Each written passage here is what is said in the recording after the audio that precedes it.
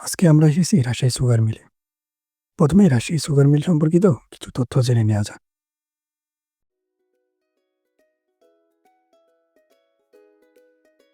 কারখানার ভিতরে ঢুকে আমরা প্রথমেই দেখতে পেলাম এভাবে দলবদ্ধভাবে সাজানো গাড়ি থেকে আখের বান্ডিলগুলো নিচে ফেলা হচ্ছে।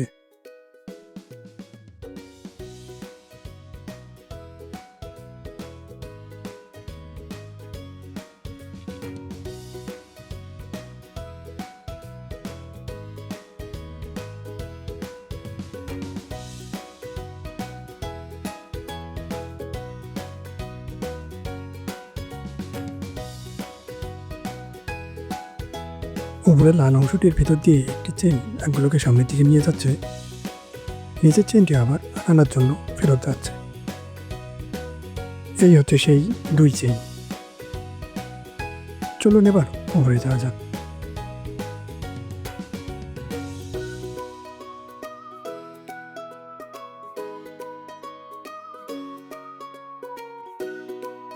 এখানে আখগুলোকে রোলিং করে খোসা ছাড়িয়ে সেখান থেকে রস বের করা হচ্ছে।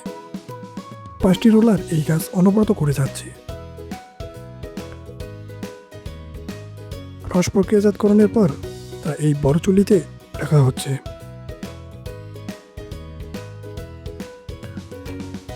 বড় চুল্লির কাজ শেষ হলে সেগুলোকে এই দুই চুল্লিতে নিয়ে আসা হচ্ছে।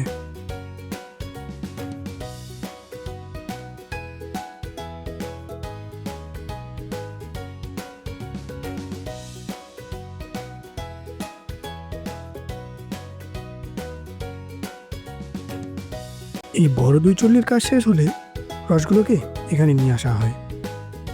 এখানে এগুলোতে চুন মিশিয়ে মোলাসেস তৈরির কাজটি সম্পন্ন করা হয়। আমরা অনেকেই জানি না মোলাসেস আসলে কি। মোলাসেস হলো এক ধরনের গুড়।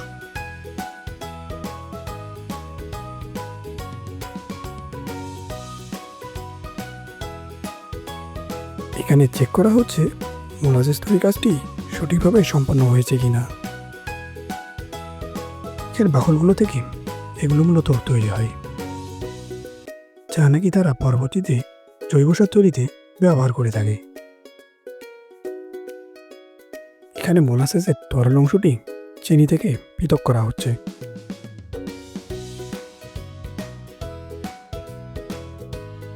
মোলাসেস থেকে তরল অংশটি পৃথক করার পর এখানেই তৈরি করা হচ্ছে সেই কাঙ্ক্ষিত চিনি। কতই না সুন্দর পদ্ধতি! কখনো কল্পনাও করতে পারিনি আসলে এইভাবে চিনি তৈরি হয়। এই হলো সেই চিনি, যা 2 ঘন্টার মধ্যে এইরকম চিনিতে পরিণত হয়। চিনি তৈরির কাজ সম্পন্ন হওয়ার পর সেগুলোকে এভাবে বস্তাবন্দি করে রাখা হয়।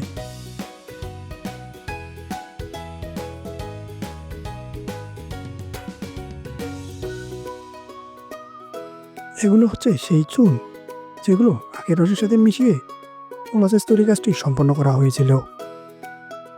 দিনে কতগুলো চিনি তৈরি করা হয় আর কতগুলো বাইরে সরবরাহ করা হয় তার তালিকা মূলত এটি হলো এখানকার ল্যাবরেটরি। চিনি তৈরিতে যে উপাদানগুলো কাজে লাগে সেগুলো এখানে এনে পরীক্ষা করা হয়। এছাড়াও চিনি তৈরির কাজ সম্পন্ন হলে সেগুলোর গুণাগুণ এখানে পরীক্ষা করা হয়।